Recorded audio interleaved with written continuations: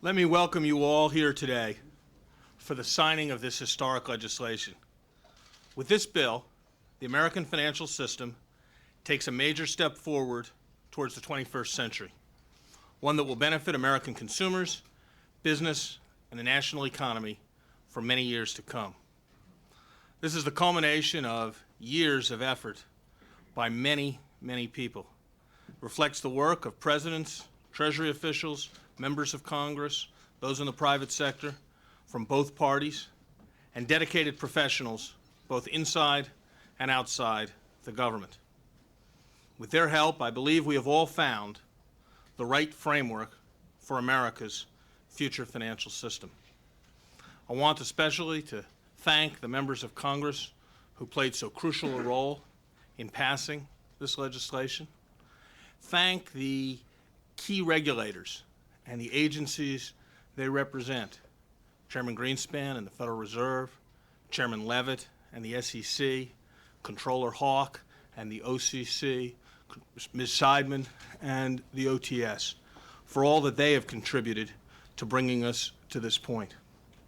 And I want to thank especially my predecessor, Bob Rubin, who cared deeply that we get this bill right. And finally, my many Treasury colleagues, Deputy Secretary Eisenstadt, Gary Gensler, Greg Baer, Rick Carnell, Linda Robertson, Marnie Levine, and Michael Barr for everything that they have done, Gene Sperling and Sarah Rosen and their colleagues at the National Economic Council for everything that they have done in bringing us to this point. Today we will hear first from the four members of Congress whose leadership was so central to the passage of this bill. In this speaking order, Chairman Gramm, Chairman Leach, Ranking Member LaFalce, and Ranking Member Sarbanes. Let me pass the podium first to Senator Gramm.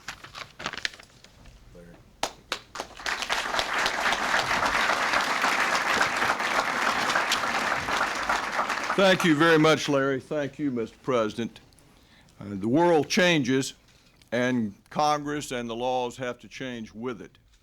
Lincoln used to like to use the analogy that old and outmoded laws needed to be changed because it made about as much sense to continue to impose them on people as it did to ask a man to wear the same clothes he did when he was a child.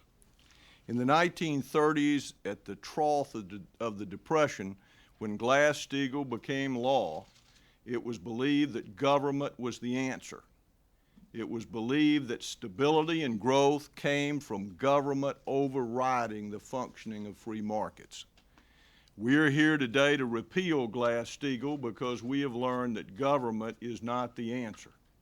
We have learned that freedom and competition are the answers. We have learned that we promote economic growth and we promote stability by having competition and freedom. I am proud to be here because this is an important bill. It is a deregulatory bill. I believe that that is the wave of the future, and I'm awfully proud to have been part of making it a reality.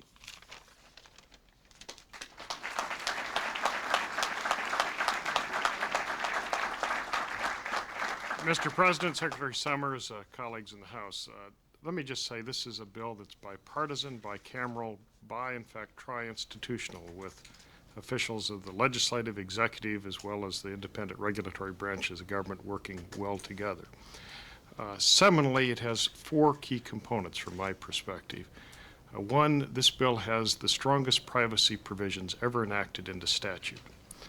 Secondly, it is competitive. It advances competition at home, and it increases our competitive ability to compete abroad in our financial services industry. Thirdly, it forestalls the mixing of commerce and banking, in fact, plugs the loophole that allows some commerce and banking in this country. And finally, it tilts towards rural areas and small banks by allowing much greater liquidity to be provided small business and agricultural lending. Finally, let me just say that bills are about substance, they're also about chemistry, and the chemistry that brought this together was rather extraordinary. And I want to thank the executive branch, particularly Secretary Summers, Gary Gensler, and Chairman Greenspan, Chairman Levitt, my colleague, the very strong chairman of the Senate Banking Committee, Phil Gramm, as well as Paul Sarbanes, and most of all, my great friend, John LaFalce. And I'm sorry Tom Bliley can't be with us. The Commerce Committee played an extraordinary role in this, and I see Mike Oxley is here representing them. Thank you all.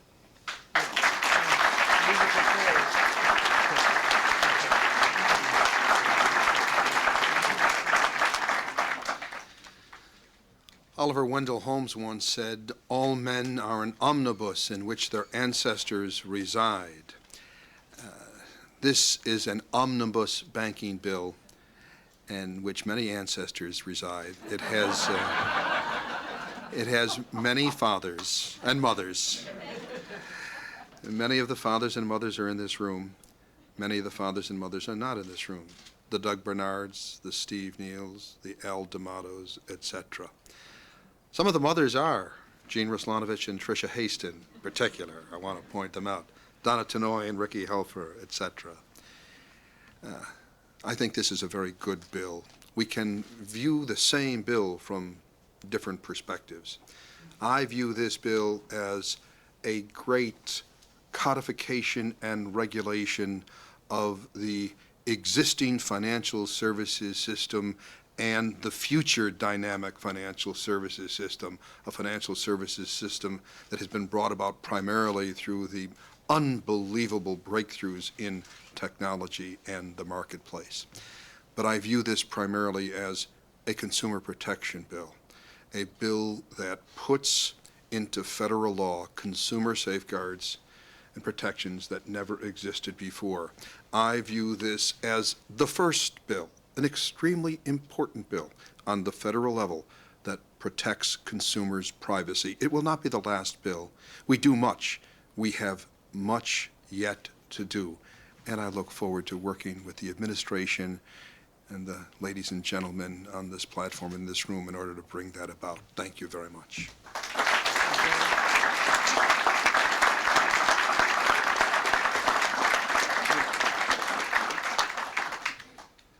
Well, one hardly need point out that the financial services industry has been undergoing rapid change. We've had these affiliations between banks, securities firms, and insurance companies already occurring in the marketplace. This legislation seeks to provide a statutory framework. It wasn't a question whether these affiliations were going to happen. They were taking place, but we needed to have an overarching framework, a responsible statutory framework within which the regulators could operate. We've given them sufficient authority. There's a big challenge in this bill for the regulators, and I see many of them in this room, so we're passing the baton over, as it were, to you as we move ahead now and make the changes in our financial services industry. My colleague, Senator Dodd, who's here with us today, keeps likening this task to Sisyphus trying to move the stone up to the top of the mountain and it constantly rolling back on him. And he kept using that reference over and over again, and we finally got it up to the top, and at least that particular stone won't roll down on us. Others may roll down on us, I have no doubt. I very much want to thank the President. Early on, he laid out very important guidelines with respect to this legislation, the standards that would have to be met, protecting the safety and soundness of the system, providing a choice for the financial institutions as to how they organize themselves, strengthening the separation between banking and commerce, protecting the consumer, and preserving the relevance of the Community Reinvestment Act. I believe that these basic standards have been met by this legislation. At times, to put it mildly, it was a difficult process in getting to the point we're at today, but in the end, I think we achieved a product that could command broad support and which the President will sign very shortly. I want to thank the President, Secretary Summers, former Secretary Rubin, for their strong support throughout this process, Chairman Greenspan and his associates at the Federal Reserve, and Chairman Levitt and his colleagues at the SEC. All of their help was critical to achieving the final result.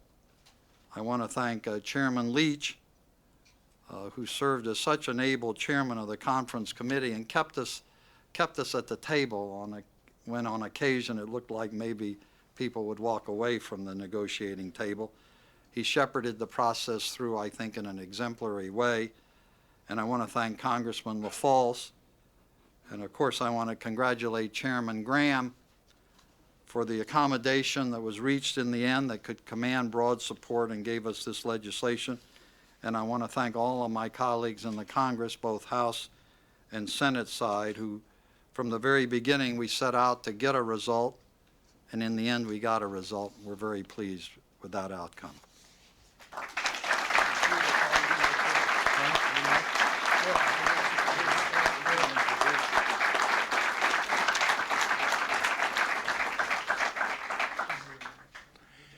In introducing the President, I just want to say a word about the national economic strategy of which this bill is a part. Since 1993, President Clinton and Vice President Gore have led our country in putting in place a new national economic strategy based on the recognition of the power of our nation's economy, the crucial role of markets, and the crucial role also of government in building a foundation for enduring prosperity. By turning a budget deficit that was threatening to exceed $500 billion ultimately into a budget surplus, their steps and the steps taken by the Congress have freed up literally trillions of dollars of capital that otherwise would have gone into the sterile asset of government paper to be invested in American plant and equipment and in homes for American workers.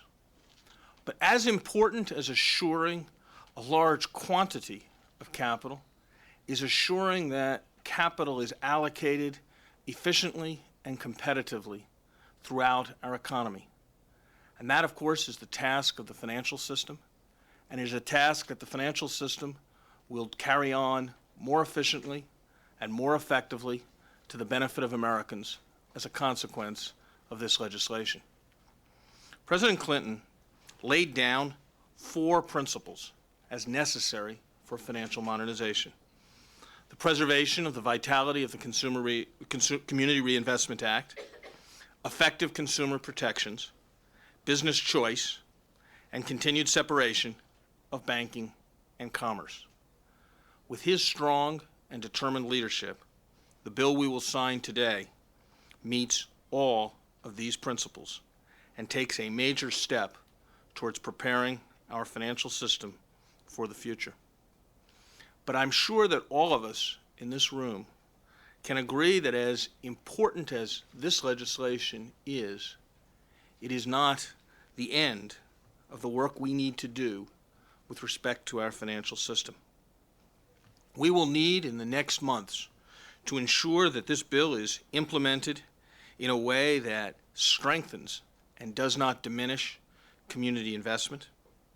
We will need to take further steps to assure basic privacy protections for American consumers, and we must maintain vigilance to assure more generally that consumer interests are protected in the new financial environment that we are creating. Now it gives me great pleasure to introduce a man who has done more than any other individual to pave the way for the remarkable prosperity that the United States is enjoying, the President of the United States, William Jefferson Clinton. Thank you very much. Thank you. Thank you. Thank you. Thank you and good afternoon. I thank you all for coming to the formal ratification of a truly historic event. Senator Gramm and Senator Sarbanes have actually agreed on an important issue.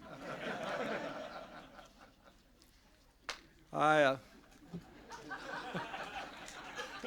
sitting in between them. Stay right there, John. I asked Phil on the way out how bad it was going to hurt him in Texas to be walking out of the door with me. we decided it was all right today. Like all those before me, I want to express my gratitude to those principally responsible for the success of this legislation. I thank Secretary Summers and the entire team at Treasury, but especially Undersecretary Gensler for their work, and Assistant Secretary Linda Robertson. I thank you, Chairman Greenspan, for your constant advocacy of the modernization of our financial system. I thank you, Chairman Leavitt, for your continuing concern for investor protections, and I thank the other regulators who are here. I thank Senator Gramm and Senator Sarbanes, Chairman Leach, and Congressman LaFalce, and all the members of Congress who are here. Senator Dodd told me the Sisyphus story too over and over again, but I've rolled so many rocks up so many hills, I had a hard time fully appreciating the significance of it. But I do want to thank all the members here and all those who aren't here, and I'd like to thank two New Yorkers who aren't here who have been mentioned. Former Secretary of the Treasury Bob Rubin, who worked very hard on this, and former Chairman Senator Al D'Amato, who talked to me about this often. So this is a day we can celebrate as an American Day. To try to give some meaning to the comments that the previous speakers have made about how we are making a fundamental and historic change in the way we operate our financial institutions, I think it might be worth pointing out that this morning we got some new evidence on the role of new technologies in our economy, which showed that over the past 4 years, productivity has increased by a truly remarkable 2.6%. That's about twice the rate of productivity growth the United States experienced in the 1970s and the 1980s. In the last quarter alone, productivity grew at 4.2%. This is not just some loose statistic that matters only to the Federal Reserve, the Treasury, and Wall Street economists. It is the key to rising paychecks and greater security and opportunity for ordinary Americans. And the combination of rising productivity, more open borders and trade, working to keep down inflation, the dramatic reduction of the deficit and the accumulation of the surplus, and the continued commitment to the investment in the American people, research and development, and new productivity-inducing technologies, has given us the most sustained real wage growth in more than 2 decades, with the lowest inflation in more than 3 decades. I can tell you that back in December of 1992, when we were sitting around the table at the governor's mansion trying to decide what had to be in this economic program, the economists that I had there, who normally are thought to be, you say, well, they're Democrats, they'll be more optimistic. None of them believed that we could grow the economy for this long with an unemployment rate this low and an inflation rate this low. And it's a real tribute to the American people.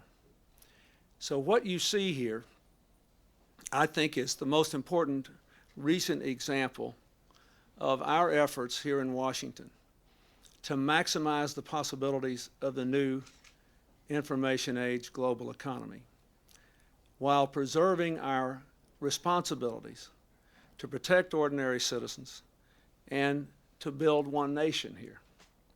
And there will always be competing interests. You heard Senator Gramm characterize this bill as a victory for freedom and free markets. And Congressman LaFalce characterized this bill as a victory for consumer protection. And both of them are right. And I have always believed that one required the other. It is true that the Glass-Steagall law is no longer appropriate to the economy in which we lived. It worked pretty well for the industrial economy, which was highly organized, much more centralized, and much more nationalized than the one in which we operate today. But the world is very different. Now we have to figure out, well, what are still the individual and family and business equities that are still involved that need some protections? And the long and often tortured story of this law can be seen as a very stunning specific example of the general challenge that will face lawmakers of both parties, that will face liberals and conservatives, that will face all Americans as we try to make sure that the 21st century economy really works for our country and works for the people who live in it. So I think you should all be exceedingly proud of yourselves, including being proud of your differences and how you tried to reconcile them. Over the past 7 years, we've tried to modernize the economy, and today what we're doing is modernizing the financial services industry, tearing down these antiquated walls and granting banks significant new authority. This will, first of all, save consumers billions of dollars a year through enhanced competition. It will also protect the rights of consumers. It will guarantee that our financial system will continue to meet the needs of underserved communities, something that the Vice President and I have tried to do through the empowerment zones, the enterprise communities, the community development financial institutions, but something which has been largely done through the private sector and honoring the Community Reinvestment Act. The legislation I signed today establishes the principles that as we expand the powers of banks, we will expand the reach of that act. In order to take advantage of the new opportunities created by the law, you must first show a satisfactory record of meeting the needs of all the communities the financial institution serves. I want to thank Senator Sarbanes and Congressman LaFalce for their leadership on the CRA issue. I want to applaud the literally hundreds of dedicated community groups all around our country that work so hard to make sure the CRA brings more hope and capital to hard-pressed areas. The bill I signed today also does, as Congressman Leach says, take significant steps to protect the privacy of our financial transactions. It will give consumers for the very first time the right to know if their financial institution, intends to share their financial data, and the right to stop private information from being shared with outside institutions. Like the new medical privacy protections I announced 2 weeks ago, these financial privacy protections have teeth. We granted regulators full enforcement authority and created new penalties to punish abusive practices. But as others have said here, I do not believe that the privacy protections go far enough. I am pleased the Act actually instructs the Treasury to study privacy practices in the financial services industry and to recommend further legislative steps. Today, I'm directing the National Economic Council to work with Treasury and OMB to complete that study and give us a legislative proposal which the Congress can consider next year. Without restraining the economic potential of new business arrangements, I want to make sure every family has meaningful choices about how their personal information will be shared within corporate conglomerates. We can't allow new opportunities to erode old and fundamental rights. Despite this concern, I want to say again, this legislation is truly historic, and it indicates what can happen when Republicans and Democrats work together in a spirit of genuine cooperation.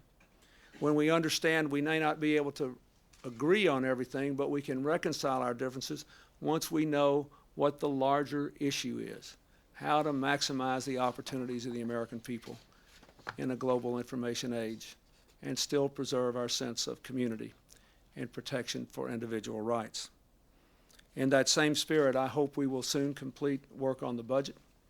I hope we will complete work on the Work Incentives Improvement Act to allow disabled people to go to work, and I know Senator Gramm has been working with Senator Roth and Senator Jeffords and Senator Moynihan and Senator Kennedy on that. There are a lot of things we can do once we recognize we're dealing with a big issue over which we ought to have some disagreements, but where we can come together in constructive and honorable compromise to keep pushing our country into the possibilities of the future. This is a very good day for the United States. Again, I thank all of you for making sure that we have done right by the American people and that we have increased the chances of making the next century an American century. I hope we can continue to focus on the economy and the big questions we will have to deal with revolving around that. I hope we will continue to pay down our debt. I still believe in a global economy we will maximize the opportunities created by this law if the government is reducing its debt and its claim on available capital. So I hope that very much that will be part of our strategy in the future. But today we proved that we could deal with the large issue facing our country and every other advanced economy in the world. If we keep dealing with it in other contexts, the future of our children will be very bright indeed. Thank you very much. I'd like to ask all the members of Congress to come up here while we sign the bill. Thank you.